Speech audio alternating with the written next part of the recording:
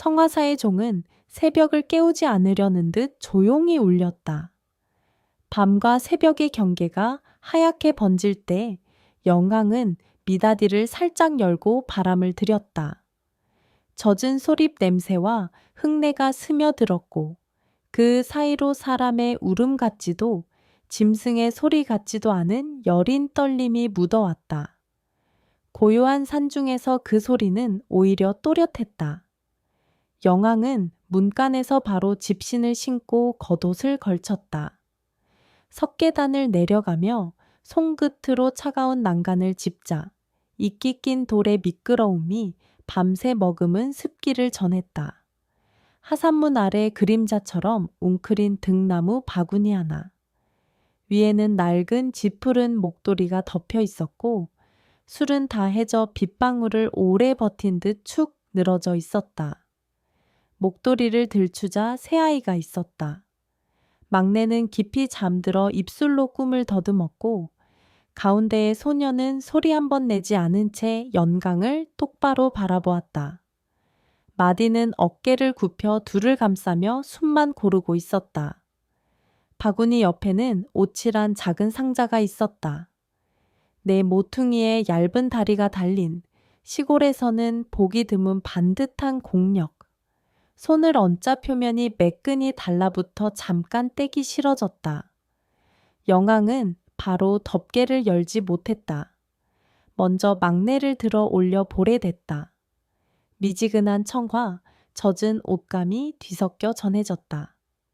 소녀의 이마에 손을 얹어 열기를 재고 마디에게 낮게 물었다. 배고프겠구나. 마디는 입술을 다문 채 고개를 한번 끄덕였다. 울음을 참으려는 아이에게는 괜찮다는 말보다 물과 빵이 먼저여야 했다. 영강은 셋을 품처럼 모으고 서둘러 법당 쪽으로 발걸음을 옮겼다. 새벽 안개가 경운기를 타고 올라온 디젤 냄새처럼 낮게 흘렀다. 그는 스스로에게 아이들만 잠깐이라고 속삭였다. 해가 올라오면 면사무소에 연락하리라. 산중에서 따라야 할 질서는 분명했다. 그때였다. 하산문 바깥 어둠의 가장자리에 한 남자의 그림자가 서 있었다. 짧은 코트를 걸치고 비에 젖지 않은 구두는 이곳 사람이 아님을 말해 주었다. 그는 영왕의 발치에 살짝 고개를 숙이더니 오칠 상자를 가볍게 들어 보였다. 스님, 이름표입니다. 혹시나 필요할까 싶어. 목소리는 낮았고 어떤 사과도 없었다. 남자는 바구니를 한 번도 보지 않았다. 영광이 입을 열기도 전에 그는 이어서 말했다. 내려가지 마십시오. 이 일로 관청에 닿으면 절집이 곤란해집니다. 그 말은 협박도 약속도 아니었다. 산사에 오래 산 사람이라면 모두 아는 어조, 이름 없는 사고들이 흘러가던 단정한 톤. 영광은 의식하듯 아이들을 더 꼭 안았다. 무릎 뒤로 땀이 찼다. 남자는 더 말을 보태지 않았다.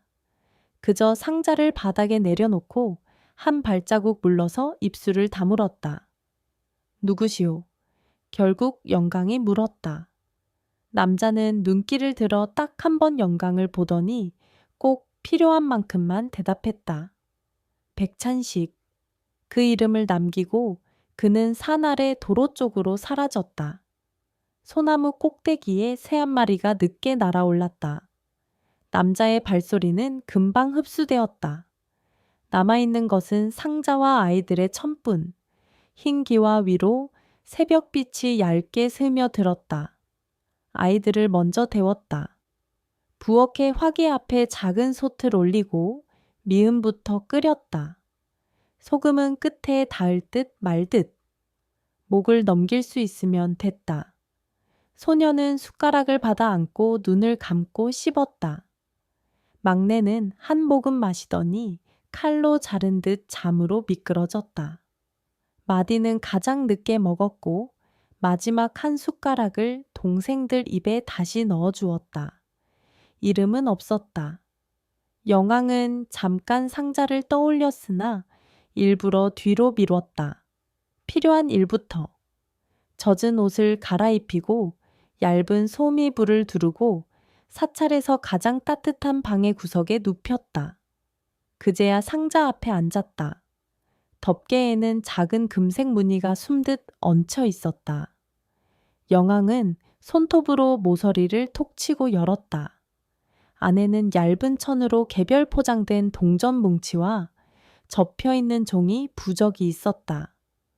부적의 글씨는 막 붓을 뗀 듯 선명했고 한쪽 구석에는 작은 나무 패찰이 묶여 있었다. 낙인이 찍힌 패찰. 성화사의 창고를 열고 닫을 때 쓰는 표식과 비슷했지만 바로 그 표식은 며칠 전에도 창고 안에 걸려 있었다. 여기 있는 것이어야 하는 것. 영왕은 패찰을 들어 빛에 비춰보았다. 낙인의 태가 아주 미세하게 달랐다. 도장을 새긴 손이 같지 않았다. 모양은 비슷하게 흉내냈지만 같은 것은 아니었다. 상자 밑바닥에는 작은 종이 쪽지가 있었다. 영광은 망설임 없이 펼치지 않았다. 펼치는 순간 어떤 흐름이 되돌릴 수 없다는 것을 오래 산 사람의 몸이 먼저 알고 있었다. 그는 상자를 덮고 양손을 포개어 올려 두었다. 아이들의 숨은 깃털처럼 규칙적이었다. 영왕은 방 한가운데 앉아 허리를 곧게 세우고 숨을 골랐다. 해가 완전히 올라오기 전까지 최소한 이 시간만은 고요를 지키기로 했다. 고요는 늘 판단보다 앞섰다. 그럼에도 불구하고 마음 한편에서 금방 사라지지 않는 문장 하나가 몸을 밀었다. 내려가야 하는가? 아니면 오늘 하루만 더. 문 밖에서 아직 젖지 않은 구두로 딛는 소리가 다시 아주 짧게 멈췄다가 사라졌다. 해가 들자 사찰은 늘 하던 일을 그대로 했다. 장독대의 뚜껑이 반짝거렸고 마루 끝까지 밀고 들어온 햇빛을 따라 먼지가 춤을 췄다. 아이들에게 얇게 푼 된장국과 부드럽게 지은 밥을 먹였다. 아라는 먹다가 숟가락을 내려놓고 문 밖 풍경을 오래 바라봤다. 마디는 밥알을 세며 천천히 씹었다. 태호는 밥알을 세다가 잠들었다. 배가 고프면 울어도 된다. 영광이 말하자 아라는 가만히 고개를 저었다. 울음을 모으는 법을 이미 배운 얼굴이었다. 영광은 아이들을 먼 눈으로 바라보았다. 비슷한 얼굴끼리의 닮음은 아니었다. 놓여진 곳에서 닮아가게 되는 어떤 버릇들, 말보다 눈짓, 눈보다 손짓이 먼저 움직이는 방식 같은 것. 점심 무렵 절 아래 마을에서 장을 보러 온 이들이 들렀다. 한 아주머니는 연강이 원래 있던 방 대신 사판 가까운 쪽에서 나오는 것을 보고 잠깐 눈을 찌푸렸다. 평소와 다른 동서는 작은 소문이 되었다. 누군가는 새벽에 법고 소리가 평소보다 반 박자 늦었다고 했고, 누군가는 하산문 아래 새 발자국이 사람의 것 같지 않았다고 말했다. 소문은 각자의 귀 모양대로 달라졌다. 영왕은 소문을 들은 것이 아니라 소문이 지나가는 바람결을 느낀 쪽에 가까웠다. 산사는 늘 누군가의 눈에 걸려 있었다. 그 물망을 어설프게 흔들면 그 흔들림만 기억에 남는다. 그는 그날도 하던 대로 마당을 쓸고 참소를 줄기째 들고 와 장작을 보탰다. 그 사이사이에 아이들의 숨을 확인했다. 오늘은 여기서 자고 내일은 내려가자. 영왕은 스스로에게 말했다. 말의 대상을 분명히 하지 않으려 하니 오히려 더 또렷해졌다. 목탁 소리를 내고 저녁 예불을 끝내고 촛불이 다 타기 전까지 단 하루만 더. 해가 져서 어둠이 깊어질 때 바람이 창고 쪽에서 돌아왔다. 창고 문 앞에 자갈 위 본 사람만 안다고 믿는 작은 선의 흐트러짐. 영광은 남루한 등잔을 들고 창고까지 걸었다. 나무문은 닫혀 있었지만 잠금소의 각도가 오전과 달랐다. 아주 미세하게 다르지만 손에 익으면 바로 알 수 있는 차이. 그는 문을 열지 않고 손끝으로 쇠의 온기를 재었다. 누군가 방금 만졌다는 것만큼은 확실했다. 그가 발길을 돌리려는 찰나 등잔불이 바람에 한 번 크게 흔들렸다. 노을도 달빛도 아닌 어둠 속 영왕은 자신이 무엇을 보고 있는지 알 수 없었다. 다만 이런 때엔 속도를 늦추어야 한다는 오래 배운 습관만이 몸을 붙잡았다. 낮에 본 구두가 아니다. 그 생각이 차갑게 지나갔다. 다음 날 이른 아침 연강은 상자 아래 깔아둔 종이를 펼쳤다. 더 미루면 종이의 의미가 글자에서 짐작으로 바뀌리라는 것을 알았기 때문이다. 종이는 두 장이었다. 하나는 붉은 먹으로 정성스럽게 그린 부적. 다른 하나는 마른 잉크로 꾹 눌러 쓴 짧은 문장. 이름은 나중에 알려도 됩니다. 울림을 따라 키워주십시오. 울림. 누가 이런 단어를 골랐을까? 아이들의 기침, 종소리, 바람의 떨림, 산짐승의 발 딛는 소리까지 모두 이 한 단어에 껴안겨 들어오는 듯 했다. 연왕은 문장을 손에 올려두고 눈을 감았다. 잘 쓰인 말은 종종 사람을 묶었다. 특히 책임을 미루는 문장은 더 교묘했다. 그날 오후 남자는 다시 왔다. 하산문 앞에 서서 이번엔 상자 대신 얇은 봉투를 들고 있었다. 봉투는 가벼웠지만 남자의 손목은 더 무거워 보였다. 영강은 문턱을 넘지 않았다. 관청에 알리지 마십시오. 남자는 다시 그 말을 꺼냈다. 말의 순서도 어제와 같았다. 영강은 봉투를 보지 않았다. 아이들은 누구요? 그건 나중입니다. 나중에 오지 않으면? 남자는 짧게 웃었다. 웃음이라기보다는 속을 손끝으로 두드리는 소리 같은 기척. 그러다 말끝을 아주 조금 낮추었다. 스님, 저도 명을 받드는 사람입니다. 제 윗사람들이 있습니다. 절집이 조용하려면 지금은 그냥 조용해야 합니다. 그가 처음으로 흔들렸다. 윗사람이라는 단어에 자신도 모르게 쉼이 섞였다. 영강은 그 쉼이 어떤 터럭만큼의 진실을 여는지 오래 바라보았다. 산중에서 남의 속도를 따라가면 길을 잃는다는 것을 절에서 배웠다.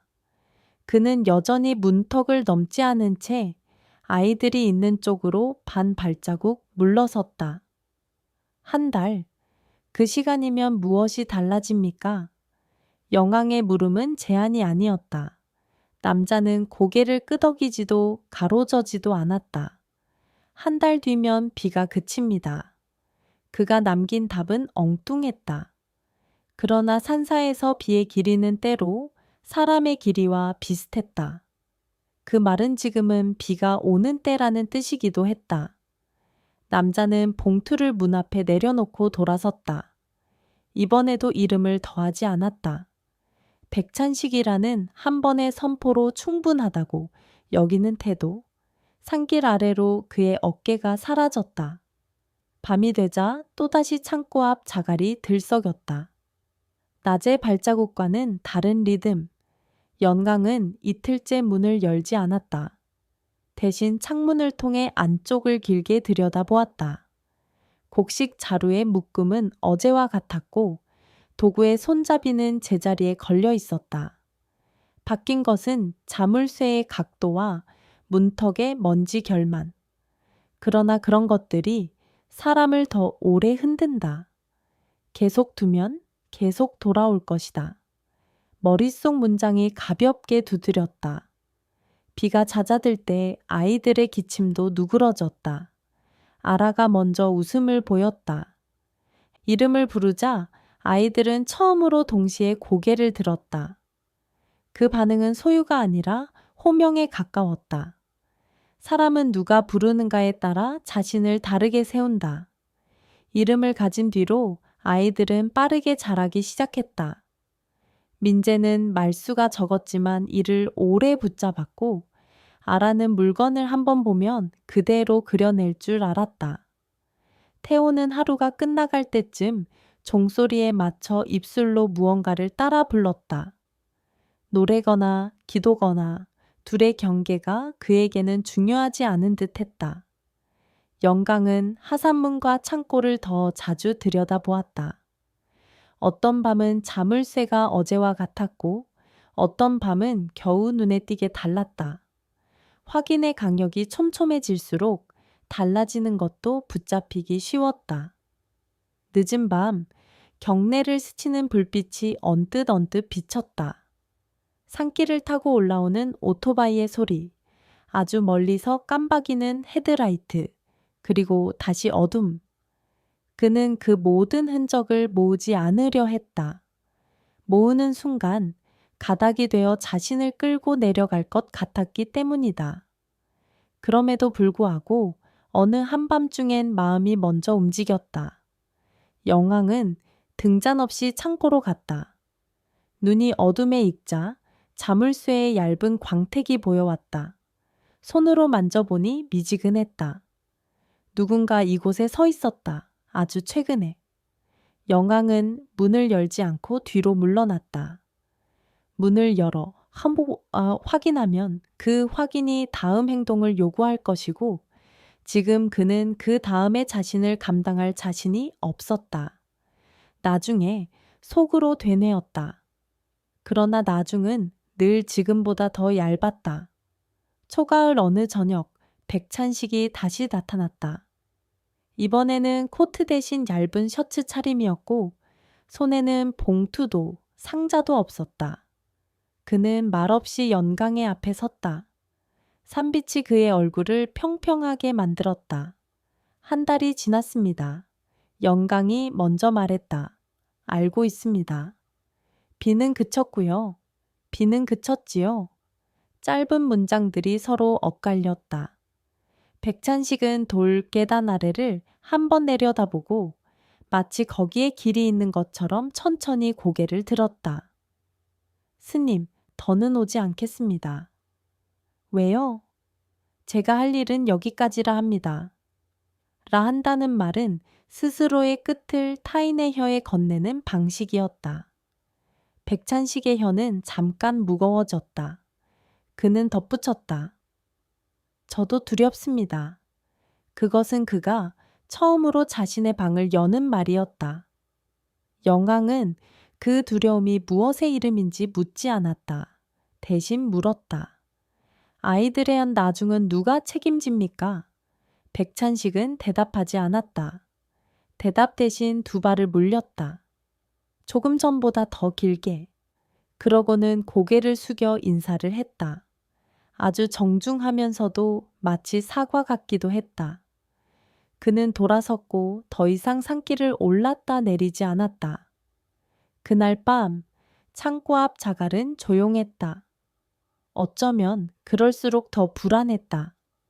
소리가 없는 밤은 길다. 영왕은 마루에 앉아 등을 기둥에 기대고 한 번도 열어보지 않은 오칠 상자 밑면을 손끝으로 더듬었다. 거기 보이지 않던 긁힘 하나가 있었다. 누구의 손톱이었을까? 아이들의 것이었을까? 남자의 것이었을까? 아니면 그의 것이었을까? 이제 관청으로 내려가야 할까? 그 생각이 무스턱처럼 앞을 막았다. 그 문턱을 넘는 순간 고요는 의무로 바뀌고 의무는 누군가의 이름을 묻고 이름은 누군가의 얼굴을 부른다. 영강은 눈을 감고 호흡을 길게 세웠다. 성화사의 종소리가 골짜기를 넘어가다 반쯤 돌아왔다. 그때 마당 끝에서 발소리가 났다. 사람의 것이었다. 오래 들여다보면 달빛도 사람처럼 움직이지만 이건 달빛이 아니었다. 영왕은 몸을 일으켜 미닫이를 열고 마당으로 나왔다. 미풍이 소매를 스쳤다. 마당 가운데 누군가의 발자국이 두세 발자국 찍혀 있었다. 그 발자국은 창고로 향하지 않고 반대로 법당 쪽으로 향했다가 사라졌다. 거기서부터는 발걸음이 가벼워졌는지 흔적이 흐려졌다. 연강은 홀린 듯 그 자리를 오래 내려다보았다. 발자국의 깊이는 어린이의 것과 어른의 것 사이 어딘가였다. 그 중간의 무게는 누구의 것일까? 밤이 깊어질수록 물음은 모래처럼 발밑에 쌓였다. 한 발 더 내디디면 무릎까지 빠질 것 같았다. 5칠 상자의 덮개가 스르르 움직였다. 바람이었을까? 집어넣을 때 놓친 공기의 반동이었을까? 영왕은 숨을 죽였다. 덮개는 다시 제자리로 돌아갔다. 아주 작은 흔들림만 남았다. 그는 상자의 손을 얹었다. 차갑지도 뜨겁지도 않은 온도, 누군가 방금 전까지 만지고 있던 물건의 온기. 그는 불을 끄고 상자 옆에 앉아 밤을 보냈다. 새벽의 첫 빛이 종루를 희미하게 적시자 영광은 결심했다. 오늘 하루만 더. 그리고 내일 내려가겠다. 그 결심이 막 굳어질 때 산 아래에서 개가 짧게 2번 짖었다. 가을이 낮게 흘렀고 멀리 도로에서 트럭이 기어를 바꾸는 소리가 들려왔다. 아무 일도 없는 듯한 새벽의 소리들. 그러나 영광의 등허리에는 작고 차가운 물방울 하나가 여전히 굴렀다. 그 물방울은 어디서 시작된 것일까? 하산문 바깥의 구두 소리였을까? 반담 장터의 뜬소문이었을까? 아니면 그보다 훨씬 예전 누군가 상자의 밑면을 무심코 긁었을 때였을까? 영광은 일어나 문을 닫았다. 그리고 상자와 아이들 사이 자신이 서야 할 자리를 손으로 더듬었다. 자리란 늘 발보다 마음이 먼저 찾는 것이었다. 새벽 종이 한 번 더 울렸다. 그는 그 소리를 듣고도 한동안 움직이지 않았다. 이제 어디부터 손대야 할까? 새벽 안개가 산허리를 벗어나자 성화사의 지붕들이 서서히 제 색을 되찾았다. 영광은 밤새 상자 곁을 지키고도 잠을 붙이지 못했다. 결정은 한 번 내리면 돌아오지 않았다. 내려가겠다고 마음을 세웠다가도 아이들이 잠결에 손을 뻗어 그의 옷자락을 움켜쥐면 그 마음이 다시 눌렸다. 그는 단정히 앉아 숨을 길게 고르고 마치 기도를 마무리하듯 손바닥을 상자 덮개 위에 얹었다. 그때 문지방 너머로 작은 그림자가 번졌다. 3이 도연이었다. 아직 삭발이 어색한 나이, 그는 숨을 죽인 채 손을 모았다. 스님, 밤새 누구? 영광은 고개를 저었다. 확답을 주지 않는 것이 오히려 도연을 안심시키리라 믿었다. 그러나 그 역시 이제 말을 아낄 수만은 없음을 알고 있었다. 도연아, 반담 면사무소에 남경수 씨가 있지? 예, 민원 맞는 분. 오전이 깊기 전에 모시고 오너라. 말을 돌리진 않겠다. 도연은 놀란 눈으로 한 번 영광을 보더니 다시 2번 깊게 고개를 숙였다. 그는 뛰지 않았다. 산길에서 뛰면 숨이 먼저 길을 잃는다. 대신 빠르게 걷는 발소리가 계단을 탔다. 영광은 도연의 뒷모습이 사라질 때까지 서 있었다. 이제 돌아갈 수 없다. 아이들이 깰 즈음 영광은 창고로 지금이 좋겠습니까? 조금 있다가 좋겠습니까? 영광은 아이들을 스윽 돌아보고 마루 끝에 자리를 폈다. 지금이 좋겠습니다. 아이들 앞에서 큰 소리를 내진 않겠습니다. 경수는 마루에 앉자마자 메모장을 꺼내지 않았다. 먼저 물을 한 모금 마셨다. 습관처럼 손을 덮였다. 그는 질문을 던지기보다 스님의 입을 기다렸다. 기다릴 줄 아는 사람을 만나면 말은 스스로 길을 찾았다. 영왕이 먼저 입을 열었다. 새벽에 새 아이가 하산문 아래에 있었습니다. 5칠 상자와 함께. 누가 놓았다고 생각하십니까? 연왕은 망설이지 않았다. 백찬식이라는 사람이 여기 왔습니다. 관청에 연락하지 말라고 했습니다. 이름만 남기고 사라졌습니다. 경수의 눈동자가 아주 조금만 움직였다. 그 이름 전에 들은 적이 있습니다. 어디서요? 시장 술집. 누구의 빚 이야기가 나올 때 가끔요. 돈을 직접 빌려주진 않는데 길을 잡아주는 사람. 길이란 게 꼭 밝은 길만은 아니지요. 영왕은 고개를 들지 않았다. 경수의 말에 고개가 끄덕여지는 걸 보이고 싶지 않았기 때문이다. 대신 상자에서 꺼낸 나무 폐차를 건넸다. 물을 먹은 흔적이 살아있었다. 경수는 폐차를 손바닥에 올려놓고 빛을 비틀어 보았다. 표식이 비슷합니다만 도장이 다릅니다. 흉내낸 겁니다. 누가 창고 드나드는 흉내를 내고 싶었나 봅니다. 어젯밤 창고 문턱에 먼지가 어수선했습니다. 발자국을 따로 보셨습니까? 선의 흐트러짐만 보았습니다. 서둘지 않으려 했습니다. 경수는 고개를 끄덕였다. 잘하셨습니다. 서두르면 흔적은 지켜지지 않습니다. 영왕은 품에서 천보자기를 꺼냈다. 미니디스크 플레이어가 천을 타고 미끄러져 나왔다. 경수는 말 없이 그것을 두 손으로 받았다. 그는 기계의 측면을 한 번, 두 번 손톱으로 쳐보더니 전원이 들어오긴 하네요. 하고 낮게 말했다. 들어보시지요. 둘은 법당이 아닌 바람이 덜 드는 작은 방으로 옮겼다. 도연은 문 밖에 섰다. 아이들이 졸음과 싸우다 잠긴 시간이었다. 경수가 재생 버튼을 눌렀다. 한동안 지직거리는 소리만 흘렀다. 그리고 낮고 건조한 남자의 목소리가 튀어나왔다. 이걸 누가 들을지 모른다. 들었다면 이미 늦은 거다. 잠깐의 숨 고르기. 이어서 장소와 날짜가 또박또박 불렸다. 7월 20일 밤 9시 반 솔다리 아래. 물이 얕을 때는 돌이 보인다. 깊을 때는 기침 소리가 멀리까지 간다. 말의 호흡이 백찬식을 닮아 있었다. 영왕은 눈을 감고 그 음색을 머릿속에서 재웠다. 맞다. 그 사람이다. 경수는 소리의 배경을 들었다. 멀리 얇은 금속을 긁는 듯한 소음, 그리고 아주 희미하게 두 번째 목소리가 한 번 섞였다. 빨리. 한 음절. 그러나 충분했다. 경수는 재생을 멈췄다. 둘이었군요. 영광은 대답하지 않았다.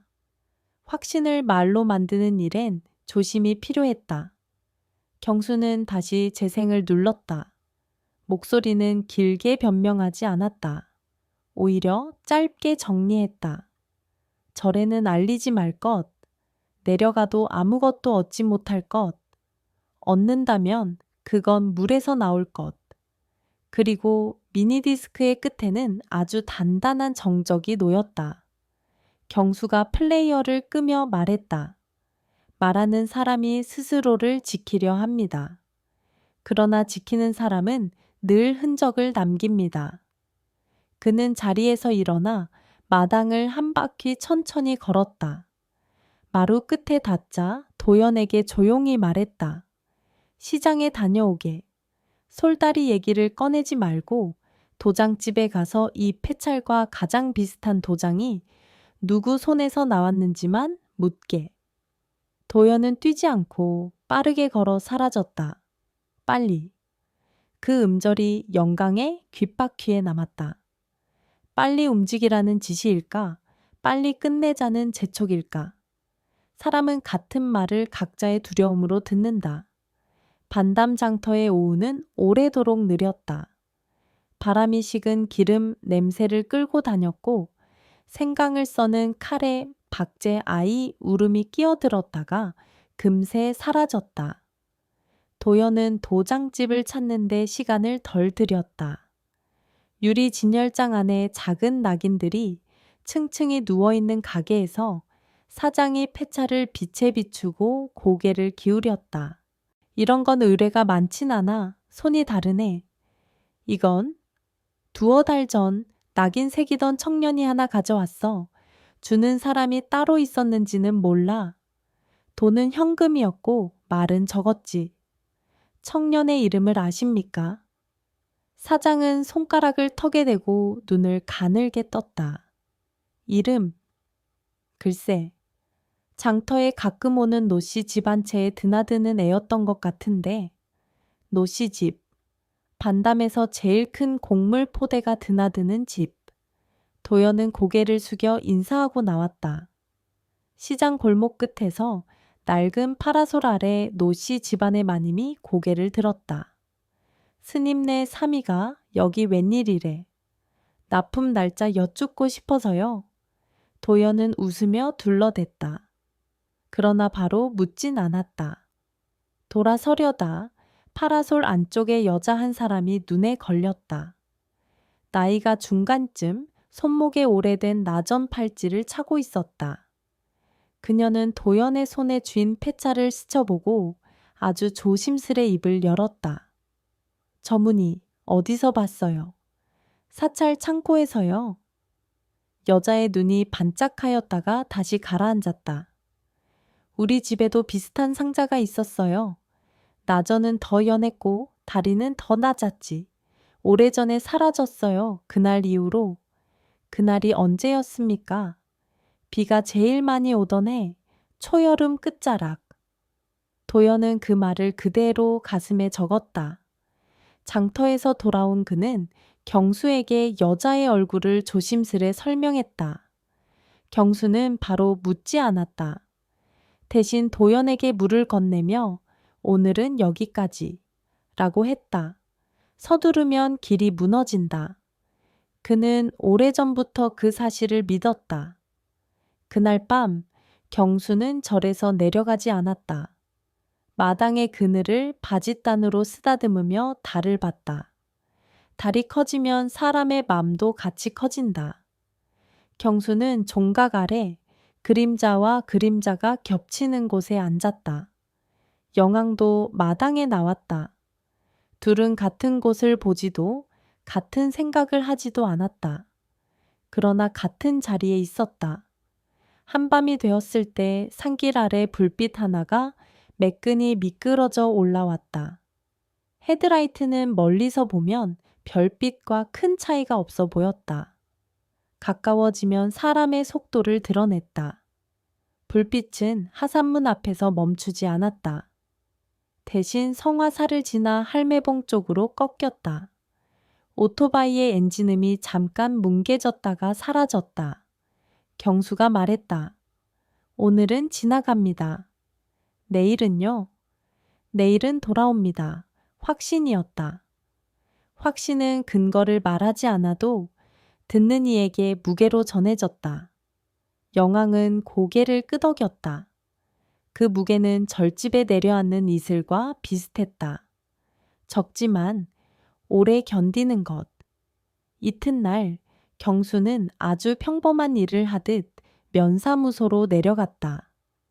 그는 시장으로, 도장집으로, 노씨집 뒷골목으로, 그리고 버스 정류장으로 흘렀다. 종이 하나를 들고 다니며 시간을 적었다. 버스 시간표의 숫자와 장 보러 온 사람들의 발걸음이 겹치는 지점. 그 겹침이 같은 날, 같은 시각, 같은 얼굴을 기억하는 증언으로 변할 수 있을지 확인하기 위해서였다. 버스표를 쥔 안악이 말했다. 그날은 비가 잦아들고 볕이 났지. 파란 우비 입은 남자가 아이 손을 잡고 있었어. 근데 버스는 타지 않았어. 술집 노파는 눈을 찡그리며 손끝으로 잔을 문질렀다. 외지 말투가 나왔지. 설핏 북쪽 냄새도 났고 돈 계산은 깨끗했어. 깔끔한 사람들 치고는 눈을 덜 마주치더군. 경수는 고개를 끄덕이며 메모장에 짧게 적었다. 외지 말투, 깔끔한 계산, 눈을 피함. 같은 단서가 쌓이면 그것이 그 사람의 움직임이 된다. 그는 면사무소로 돌아오는 길에 잠깐 전화를 걸었다. 대전의 작은 민간 검사실. 오래전 사건의 친자 확인을 도와준 적 있는 곳이었다. 샘플이 있습니까? 전화기 너머의 여성이 물었다. 지금은 없습니다. 곧 마련하겠습니다. 보내주시면 과정은 조용히 하겠습니다. 경수는 고맙다는 말을 길게 하지 않았다. 길게 하는 말일수록 길게 기억되니까. 그는 전화를 끊고 산길을 올랐다. 올라가는 동안 소립 사이로 바람이 났다. 바람이 날아가는 방향에는 늘 어떤 사람이 있었다. 성화사에 돌아오자 영왕은 아이들의 머리를 빗기고 있었다. 민재는 오늘따라 더 조용했다. 아라는 마루에 앉아 아무 말 없이 낙엽의 결을 손톱으로 따라 그렸다. 태호는 종각을 올려다보다가 영왕의 소매를 잡았다. 스님 종소리 언제 나요? 저녁에도 나고 마음이 시끄러울 때도 난다. 태호는 고개를 끄덕였다. 아이에게 종소리를 설명하는 일은 어른에게 침묵을 설명하는 일과 닮아 있었다. 경수는 미니디스크 플레이어를 다시 꺼냈다. 이번엔 이어폰을 나누지 않았다. 방 한가운데 작은 스피커로 소리를 열었다. 어젯밤엔 놓쳤던 숨소리와 아주 멀리서 같은 단어가 2번 겹치는 부분이 들렸다. 솔다리, 솔다리로. 첫 번째는 지시였고 2번째는 복창이었다. 둘이었다. 경수는 플레이를 멈추고 아이들이 있는 방향을 보았다. 소리가 아이들에게 붙지 않게 해야 합니다. 영왕은 고개를 끄덕였다. 그도 같은 생각을 하고 있었다. 아이들 앞에서 단서를 펼치면 아이들은 단서를 자신의 과거로 오해한다. 그 오해는 나중에 반드시 흔들린다. 경수는 도연에게 조용히 말했다. 빗자루와 작은 봉투를 준비하게. 머리카락 몇 올이면 충분하다. 이도 가능하면 칫솔. 그리고 혹시 아이들에게 남은 낡은 옷감이 있다면 그것도. 도연은 말없이 움직였다. 아이들에게서 머리카락을 받는 일은 조심스러웠다. 이유를 묻지 않게, 아프지 않게, 모욕이 되지 않게. 그는 놀지 않는 시간대를 골랐다. 아이들이 낮잠에서 막 깬 뒤 미지근한 물로 얼굴을 닦은 시간. 먼지 털자. 라고만 말하고 가장 얇은 실을 고르듯 조심스레 머리칼을 모았다. 경수는 봉투를 2겹으로 봉하고 서늘한 방의 바닥에 내려놓았다. 봉투를 내려놓는 소리가 뜻밖의 크게 들렸다. 큰 소리는 인간을 현실로 돌려놓는다. 그는 눈을 깜빡하고 다시 미니디스크를 들었다. 마지막 부분에 마치 누군가 손등으로 마이크를 건드리는 듯한 소리가 있었다. 그 뒤로 한마디. 돌려놔. 무엇을? 누구에게? 목소리는 젖어 있었다. 그러나 젖음이 곧 후회는 아니었다. 그날 저녁 경수는 솔다리로 갔다. 혼자였다. 사람을 데리고 가면 길이 목격자가 된다. 목격자가 많을수록 기억은 더 빨리 어긋난다. 그는 다리에 선 채 물의 깊이를 눈으로 쟀다. 돌은 보였다. 얕은 날이었다. 다리 아래 수초 사이로 반짝이는 것은 금속이 아니라 유리 조각이었고 유리 조각 옆에 누군가의 천 조각이 살짝 걸려 있었다. 경수는 손을 뻗지 않았다. 함부로 건드린 흔적은 내일의 증거를 무력화시킨다. 그는 물길, 햇빛의 각도, 다리의 금간자리를 머릿속에 붙였다. 돌아오는 길에 멀리서 누군가의 자전거 벨소리가 짧게 울렸다. 오르막에서 나는 소리였다. 목격을 만들지 않기 위해 그는 소리의 등을 보였다. 밤새 비는 오지 않았다. 대신 소문이 다시 조금 내렸다. 장터의 여자는 다음 날 새벽 노씨 집 뒤쪽에서 나전 상자의 다리 하나를 봤다고 했다. 안쪽 나사못이 빠져 있었는데 다리 모양이 성화사에서 봤던 그것과 닮았다고. 말은 닮았다 하고 했지만 그녀의 눈동자는 같았다 하고 말하고 있었다. 경수는 여자를 면사무소로 오게 했다. 기록은 선언보다 늦게 그러나 더 오래 남는다. 그녀는 손목의 나전 팔찌를 만지작거리며 날짜를 더듬었다. 그해 우리 집에서도 아이가 사라졌어요. 말꼬리가 달았다. 닳는 말은 진짜다. 경수는 바로 위로하지 않았다. 위로는 거창할수록 조사엔 방해였다. 이름을 알려주시겠습니까? 김화연. 잃은 아이의 이름은 정훈. 경수는 고개를 숙였다. 이름은 사람을 지금으로 끌고 온다. 그가 다시 머리를 들었을 때 연강이 문턱에 서 있었다. 연강은 여자를 처음 보는 표정으로 그러나 오래 만난 것 같은 침묵으로 바라보았다. 두 사람 사이를 공기가 천천히 지났다. 스님, 경수가 조심스레 말했다. 이제 다음으로 가야 합니다. 영강은 고개를 끄덕였다. 그러나 바로 움직이지 않았다. 마음은 결심과 움직임 사이에 오래 머물러 있었다. 그는 아이들이 앉아있는 마루를 한 번 보고 종각을 다시 한 번 보고 마지막으로 하산문을 보았다. 오늘 밤은 여기서 잔다. 내일 새벽 솔다리로 간다. 그가 마음으로 정리하자 몸은 비로소 가벼워졌다. 밤. 성화사의 오늘은 어제와 닮았다. 닮은 가운데 다른 점이 단 한 가지 있었다. 영왕이 상자의 밑면을 다시 쓰다듬다. 그동안 보지 못했던 얕은 금을 손톱으로 느낀 것이다. 그 금은 두 사람이 반대편에서 동시에 손을 밀어야 열릴 법한 구조를 가지고 있었다. 상자는 그런 상자였다. 혼자의 힘으로는 열 수 없게 만든 상자. 처음부터 둘이었다. 그 생각이 연강을 천천히 지나갔다. 밤 공기가 이마에 내리앉았다. 그때 종각 쪽에서 도연의 발소리가 들렸다. 스님, 경수 씨가 부릅니다. 영왕은 천천히 일어섰다.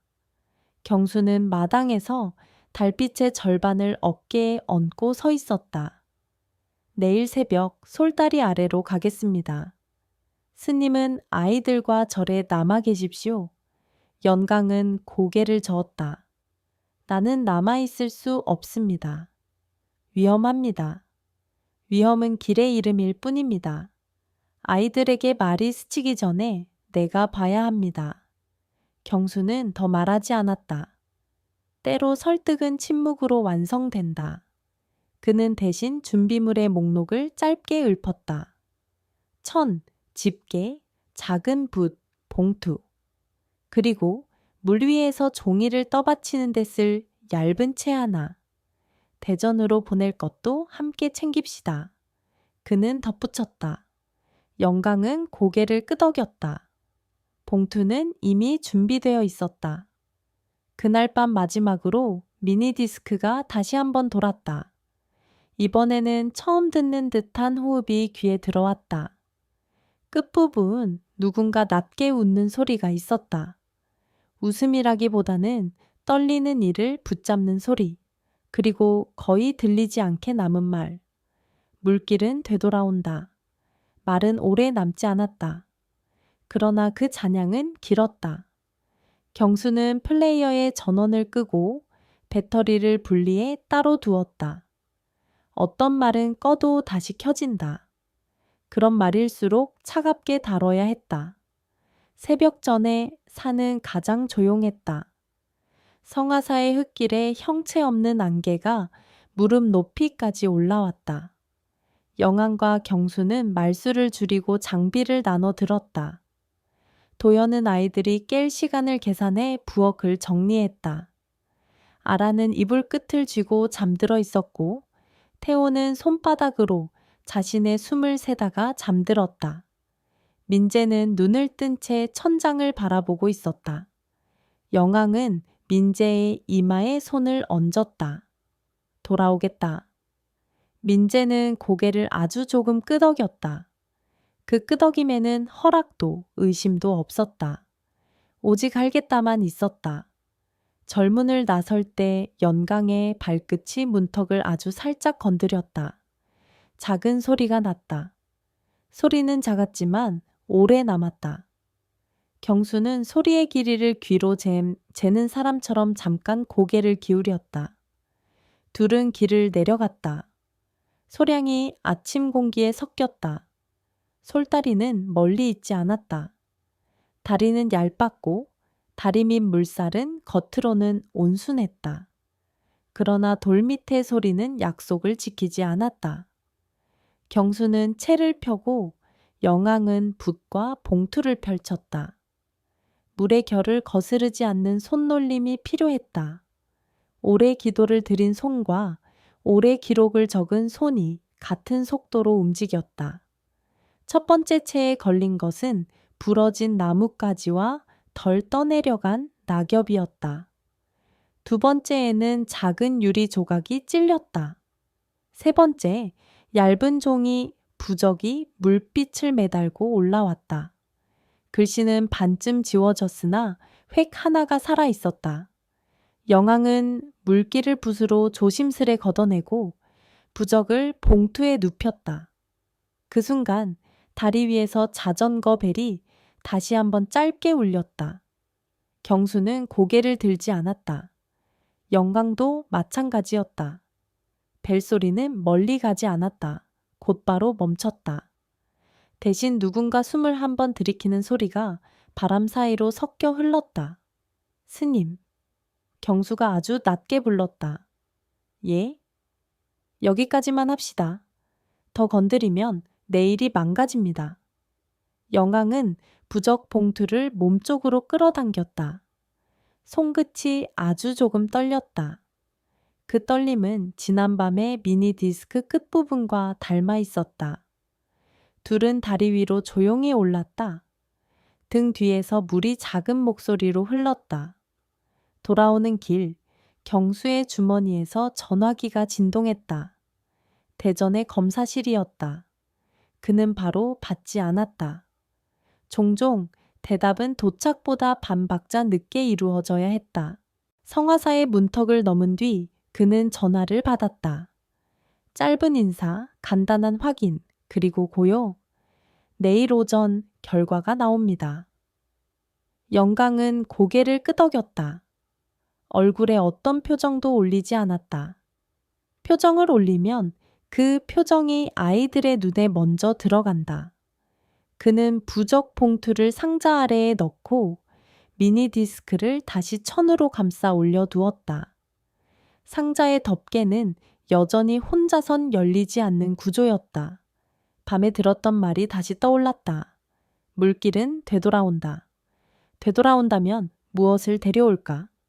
이름일까? 얼굴일까? 아니면 그 사이의 시간일까? 도연이 부엌에서 나와 조심스레 물었다. 스님, 시장에서 본 그분 다시 오신답니다. 낮에 아이들 보러 온다고. 영광은 대답하지 않았다. 대신 아이들이 자던 방으로 걸음을 옮겼다. 방 안은 햇살이 더디게 깔리고 있었다. 아라는 이불을 걷어차고 민재는 옆으로 돌아 누웠다. 태호는 잠에서 금방 깰 표정이었다. 영광은 문틀을 손끝으로 짚었다. 마치 그 결이 내일의 말을 들려줄 것처럼. 문틀의 나무는 오래되었고 모든 오래된 것들은 말이 느렸다. 느린 말이 더 오래 남는다. 그는 방 문을 닫았다. 그리고 마루 한가운데 서서 눈을 감았다. 내일 대전에서 전화가 올 것이다. 누군가는 누군가의 이름을 본래 자리로 돌려놓자고 말할 것이다. 누군가는 그 말을 듣고 고개를 끄덕일 것이다. 누군가는 울지 않을 것이다. 울음도 각자의 속도로 온다. 마당에 바람이 스쳤다. 종각에 드리운 그림자가 길어졌다가 줄었다. 산은 고요했고 고요는 산을 닮아 있었다. 내일 무엇이 돌아올까? 아침은 아무 일도 없다는 표정을 가장 잘한다. 성화사 마당에도 그런 얼굴이 깔렸다. 물을 끓이고 쌀을 씻고 먼지를 턴다. 영강은 그 익숙함이 오늘만큼은 얇다는 걸 알았다. 미닫이 바깥에서 발소리가 멈췄다. 반담 장터에서 봤던 여자 김화연 가볍게 숨을 고르고 문턱 앞에 섰다. 손목에 나전 팔찌가 햇빛을 받아 점처럼 번쩍였다. 스님, 여기서 기다리겠습니다. 너무 가까이 가지 않겠습니다. 영왕은 고개를 끄덕였다. 아이들에게 먼저 물어보겠습니다. 아라는 이미 깼다. 이불 끝을 발로 밀어내며 앉아 있었다. 민재는 평소처럼 말을 아껴 눈으로만 물었다. 태호는 영강의 소매를 잡고 고개를 올렸다. 영강이 조용히 말했다. 손님이 왔다. 멀리서 너희를 오래 찾던 분이다. 아라의 눈이 팔찌에서 멈췄다. 그녀는 손끝으로 허공을 그리듯 태호는 그 위에 또 얹었다. 민재는 잠깐 머뭇거리다가 새 손 위에 조심스레 자신의 손을 올렸다. 영왕은 그 장면을 오래 보았다. 오래 본다는 건 개입을 늦춘다는 뜻이었다. 개입을 늦추면 사람들 스스로 문장을 만든다. 그 문장이 나중까지 남는다. 오늘은 여기까지입니다. 경수가 조심스레 말했다. 기록을 남기고 이제부터의 일정을 차근차근 정하겠습니다. 서두르지 않겠습니다. 김화연은 고개를 숙였다. 스님, 제가 할 말이 있습니다. 지금은 다 말하지 않겠습니다. 다만 그때의 저는 저 혼자였고 저 혼자서 아무것도 아니었습니다. 그 말은 고백이라기보다 방향이었다. 영광은 그 방향이 어디로 이어지는지 묻지 않았다. 대신 마루 끝에 놓인 팔찌를 다시 그녀의 손에 올려주었다. 여기서부터는 우리 모두가 함께입니다. 오후 내내 성화사는 조용했다. 조용한 날의 소리는 더 얇게 들린다. 종로로 스미던 바람도 느리게 움직였다. 영왕과 경수는 미니디스크를 봉인해 면사무소 금고로 보냈다. 나무 폐찰은 증거 봉투에 눕혔다. 부적은 다시 천을 감아 상자 아래에 두었다. 모든 것을 닫아두는 일은 끝을 미루는 일이 아니라 끝이 오기까지의 질서를 지키는 일이었다. 해가 기울 무렵 영왕은 아이들과 마당을 천천히 걸었다. 아라가 문득 물었다. 스님, 울림이 뭐예요? 영왕은 잠깐 웃었다. 오랫동안 마음속에서만 굴리던 단어였다. 누군가의 마음이 움직인 흔적, 종소리도 울림이고 네가 지금 한 말도 울림이다. 우리가 내일 무엇을 하든 그 울림을 따라가면 된다. 민재가 고개를 들어 하늘을 보았다. 구름이 아주 얇게 깔려 있었다. 태호가 그 구름의 모양을 손가락으로 따라 그렸다. 그러면 아라가 다시 말했다. 우리는 어디로 가요? 두 곳으로 간다. 연강이 대답했다. 여기, 그리고 너희를 기다린 자리로. 그 말은 아이들을 안심시키지도 불안하게 하지도 않았다. 그저 길의 개수를 알려줄 뿐이었다. 다음 날 오전 면사무소 작은 회의실. 나무 탁자 위에 물컵이 두 줄로 놓였다. 창문으로 들어온 빛이 물을 흔들었다. 경수, 연강, 김화연, 그리고 마을의 두 어른이 동석했다. 종이 위의 글자는 간단했다. 면담 기록, 추가 시료 채취 동의, 임시 면담 일정. 말은 더 간단했다. 일주일에 이틀, 김화연 씨 댁에서 지냅니다. 나머지 날은 사찰에서, 학교 문제는 면 사무소에서 조정하겠습니다. 경수가 정리했다. 민재는 김화연이 조심스레 말했다. 추가 시료를 통해 확인하겠습니다. 경수가 받아주었다. 그러나 오늘 정한 원칙은 세 아이 모두에게 같습니다. 이름을 바꾸지 않겠습니다. 서로의 부름을 빼앗지 않겠습니다.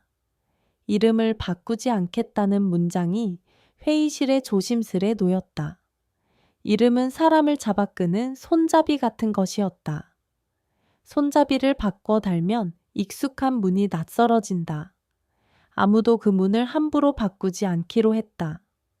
그때 운전대를 잡던 면석이의 아들이 문을 살짝 열고 얼굴을 내밀었다. 경수 아저씨, 택배 왔어요. 도장집에서. 작은 상자 안에는 누군가 급히 적어보낸 메모와 낙인 2개가 들어있었다. 메모에는 짧게 쓰여 있었다. 그 청년, 이름은 노준서. 장터 쪽에서 일감받다가 지난달부터 안 보임. 마지막에 자전거를 새로 샀다더라. 경수는 상자를 닫았다. 자전거 벨소리. 다리 위에 짧은 울림. 그는 소리와 메모를 나란히 두었다. 연결하고 싶어지는 마음이 몸을 당겼다. 그러나 그는 그 마음을 잠깐 묶어두었다. 연결은 때를 기다릴 때 더 정확해진다. 오늘은 사람을 찾지 않겠습니다. 경수가 말했다. 대신 기록을 더하겠습니다. 며칠 뒤 아이들은 처음으로 2집을 오갔다. 반담에서 조금 떨어진 동네의 작은 골목, 빨랫줄 사이로 햇빛이 건너뛰는 집. 김하연은 문 앞에서 한 발 물러서서 아이들을 맞았다. 메뉴는 복잡하지 않았다. 누룽지 국물과 계란지단, 소금은 아주 조금. 아라는 숟가락을 들고 웃었다. 태호는 계란지단에 겹을 하나씩 뜯어 종소리처럼 접어보았다. 민재는 벽에 걸린 오래된 흑백 사진 앞에서 멈췄다. 작은 아이가 팔찌를 잡아당기고 있고 그 옆에서 누군가 웃고 있었다. 사진 속 방의 벽지가 지금 집의 벽지와 같았다. 시간은 세월을 껴안고 같은 무늬를 다시 쳤다. 저녁 무렵 김하연은 아이들을 버스 정류장까지 걸어다 주었다. 버스 시간표의 숫자들이 하루를 정리했다. 정류장 벤치에서 김하연은 영광을 보며 말했다. 스님, 제가 그날을 다 말할 수 있을지 모르겠습니다. 어떤 말은 아직 제 혀에서 떨어지지 않아요. 그래도 조금씩 말하겠습니다. 영광은 고개를 끄덕였다. 말은 조금씩이 좋습니다.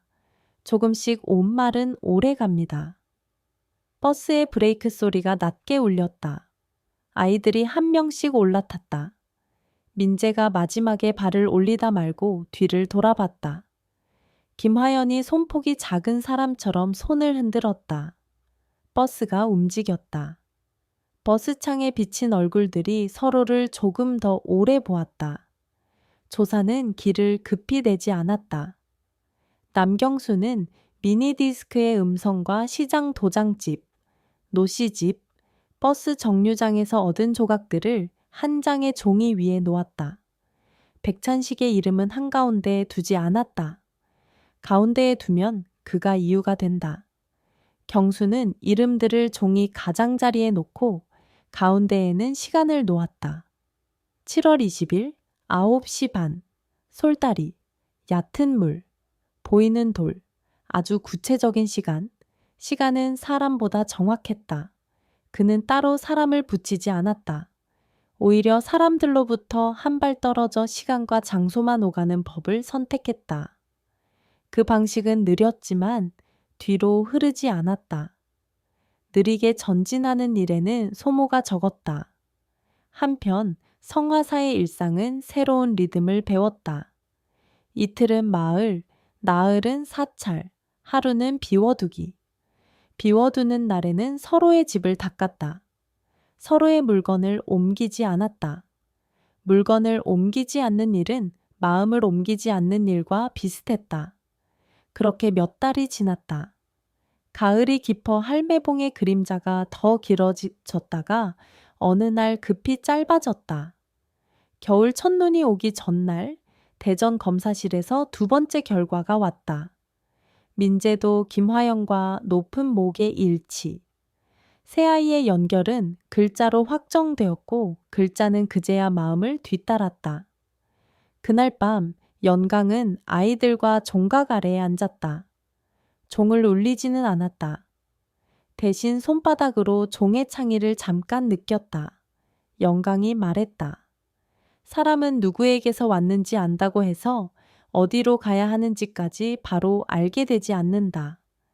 그래서 서두르지 않는다. 아라는 고개를 끄덕였다. 태호는 종 및 그림자에 손을 넣었다 빼며 자기 손의 길이를 재보았다. 민재는 조용히 종각 기둥에 나이테를 셌다. 나이테를 세는 일은 오늘의 속도를 늦추는 일과 닮아 있었다. 백찬식은 그 사이 아무 데서도 보이지 않았다. 도장집 메모의 노준서도 마찬가지였다. 사람은 때때로 자취를 지운다. 경수는 그 빈자리를 그대로 두었다. 빈자리 위에 억지로 말을 얹으면 말이 먼저 깨진다. 대신 다른 자리가 생겼다. 반담 초등학교 강당, 오래된 난로 옆, 작은 모임이 시작되었다. 이름을 아직 정하지 못한 모임. 잃어버린 이름을 찾는 일을 돕겠다는 어른 셋과 아이 둘, 그리고 성화사의 스님 한 명. 첫 회의에서 누군가 말했다. 이름을 뭘로 할까요? 침묵이 돌았다. 태호가 조심스레 손을 들었다. 울림 어때요? 사람들이 웃었다. 좋은 이름이었다. 남겨진 문장을 떠올리게 하는 오래가는 이름. 그렇게 모으리지. 울림 모임 탐바물이 만들어졌다. 한 달에 한 번 면사무소의 도움을 받아 사라진 이를 찾는 전단을 모아 정리하고 옛 기사를 스크랩하고 마을 안내방송에 한 줄을 더했다. 혹시 기억나는 얼굴이 있으면 면사무소로 연락주세요. 짧은 한 줄이었지만 가끔 누군가 전화를 했다. 그 전화들이 모여 사람의 길을 되찾는 일이 아주 가끔 일어났다. 그 다음해 봄, 모임은 재단이 되었다. 이름은 그대로였다. 울림재단. 후원 첫날, 남경수가 봉투를 내밀었다. 봉투에는 현금 대신 미니디스크 배터리가 들어있었다. 그는 웃으며 말했다. 이건 상징입니다. 다시 켜지지 않게 여기 보관해 주십시오. 영왕은 배터리를 받아 작은 유리함에 넣었다. 유리함 옆에는 상자에서 빼둔 오칠 다리 하나가 놓였다. 잃은 것에서 꺼낸 조각들이 모여 잃은 것을 덜 잃게 만들었다. 어느 여름날 성화사 마당에서 작은 기념판을 세웠다. 누가 먼저 말했는지는 중요하지 않았다. 판에는 길지 않은 문장 하나만 새겼다. 울림을 따라 서로를 잃지 말 것. 판 아래서 아이들이 차례로 종주를 잡았다. 울리지는 않았다. 잡는 것만으로도 충분했다. 김화연은 그 모습을 조금 떨어져 바라보았다. 사람의 눈은 거리를 만들 때 더 잘 본다. 그날 저녁 비가 살짝 왔다. 비는 길을 만든다. 마당 끝 웅덩이에 나무 폐찰 하나가 떠올랐다. 물을 오래 먹어 살짝 벌어진, 그러나 글자만은 여전히 살아있는 폐찰. 경수가 먼저 들어 올리려다가 멈췄다. 스님이 들어 올리십시오. 영강이 고개를 끄덕이고 두 손으로 받았다. 오래전 물에서 건진 그 폐찰과 닮았으나 또 달랐다. 낙인의 선이 아주 미세하게 더 깊었다. 누군가 다시 만든 것인지 물이 선을 길게 끌어준 것인지 알 수 없었다. 다만 물길은 되돌아온다는 말이 마음에서 조용히 켜졌다. 그 밤 종은 한번 울렸다. 아무도 줄을 당기지 않았는데도 공기가 종 안쪽의 빈자리와 살짝 부딪혔다. 사람들은 놀라지 않았다. 산에서는 가끔 이런 일이 있었다. 놀라지 않는 태도는 더 큰 소리를 부르지 않는다. 영강은 종소리가 산허리를 넘어가는 걸 들었다. 소리는 저쪽 마을에서 더 낮아졌다가 다시 이쪽으로 돌아오는 듯 했다. 돌아올 필요도도 돌아오지 않을 필요도 없이. 그냥 물처럼. 시간은 더 흘렀다. 아이들은 자랐고 각자 다른 길에 첫 모퉁이를 돌았다. 민재는 손을 오래 쓰는 일을 택했다. 흙과 나무, 금속을 오래 만지는 사람들은 말이 더 늦게 는다. 그의 늦은 말은 정확했다.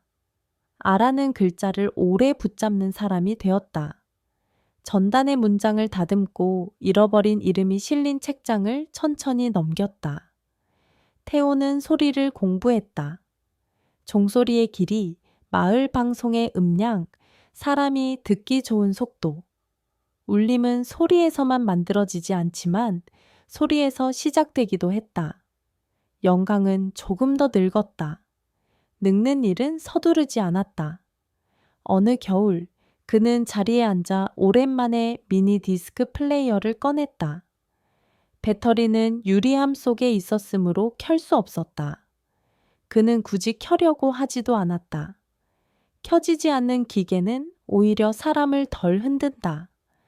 그는 플레이어를 손바닥 위에 올려두고 아직 말하지 않은 문장들을 마음속에서 천천히 정리했다. 그날 밤 영광은 도연을 불렀다. 지금은 더 자란 도연이 법당 앞에 앉았다. 도연아. 예, 스님. 오래 묻어둔 말을 해야겠다. 나는 처음부터 모든 것을 잘못하지는 않았다. 그러나 모든 것을 잘하지도 않았다. 어떤 날엔 아이들을 위해 침묵했고 어떤 날엔 나 자신을 위해 침묵했다. 둘을 구분하느라 시간이 많이 갔다. 도연은 고개를 끄덕였다. 스님, 사람은 늘 나중에 압니다. 영왕은 웃었다. 그래서 나중이 있는 모양이다. 나중이 오기 전까지 우리가 할 일은 길을 흐트러뜨리지 않는 것이다. 그는 조용히 눈을 감았다. 종소리 없이도 마음은 울렸다. 그 울림은 멀지도 크지도 않았다. 그저 충분했다. 봄이 다시 왔다. 성화사 입구의 돌계단에 새로운 작은 현수막이 걸렸다. 울림재단에서 만든 안내였다. 잃어버린 사람을 찾는 법, 잃어버린 이름을 지키는 법, 그리고 잃어버린 시간을 너무 다그치지 않는 법. 짧은 문장 3줄. 지나가던 이들이 조금씩 읽고 지나갔다. 기증함 옆에 놓인 오칠 상자는 이제 다른 일을 맡았다. 누구의 돈도 넣지 않았다. 대신 엽서와 사진이 쌓였다. 다시 찾은 얼굴들, 아직 찾지 못한 이름들, 그리고 우리 아이는 여기 있었습니다. 라는 짧은 메모들. 상자에 손을 얹고 가는 사람들은 더 이상 다짐을 하지 않았다. 다짐 대신 일정표를 적었다. 언제 다시 올지, 누구와 함께 올지. 다짐은 종종 과장되고 일정은 대체로 지켜진다. 어느 저녁 김화연이 아이들과 함께 마당을 걸었다. 그녀는 연강과 눈을 맞췄다. 오래된 고개 끄덕임 하나로 충분했다. 말할 것도 붙잡을 것도 없었다. 붙잡지 않기로 한 것들이 사람을 오래 이어준다. 해가 산등성이 뒤로 넘어갈 때 연강이 종각을 한번 돌아봤다. 종줄은 가만히 있었다. 그는 손을 올려 종의 창의를 한번 더 느꼈다. 땀보다 창의가 먼저 사라졌다. 그때 태호가 조용히 물었다. 스님, 우리 이제 다 찾은 건가요? 영강은 다급히 대답하지 않았다. 다급한 대답은 사람을 안심시키지도 덜 불안하게 만들지도 않는다. 그는 대신 아주 짧게 말했다. 우리는 다 찾지 않는다. 다만 덜 잃게 된다. 말은 마당에 놓이고 바람이 그 위를 지나갔다. 바람은 문장을 흐리지 않았다. 오히려 문장을 눌러 자리를 잡아주었다. 할매봉 위에 구름이 얇게 깔려 있었다. 구름이 움직이는 방향으로 울림의 길도 천천히 옮겨갔다. 그날 밤, 강 아래 다리에서 자전거 벨이 다시 한번 짧게 울렸다. 아주 멀리서. 누구의 것인지 알 수 없지만 알아야 할 일도 아니었다. 소리만으로 충분한 날들이 있다. 성화사의 종은 울리지 않았다. 그러나 마당의 공기가 한동안 종소리처럼 맑았다. 사람들은 각자의 방으로 돌아갔다. 돌아가는 일은 오늘을 정리하는 일. 정리해 두어야 내일을 천천히 시작할 수 있다. 영왕은 문을 닫기 전에 마지막으로 상자 밑면을 쓸었다. 오래전 손톱이 남긴 얕은 금이 여전히 있었다.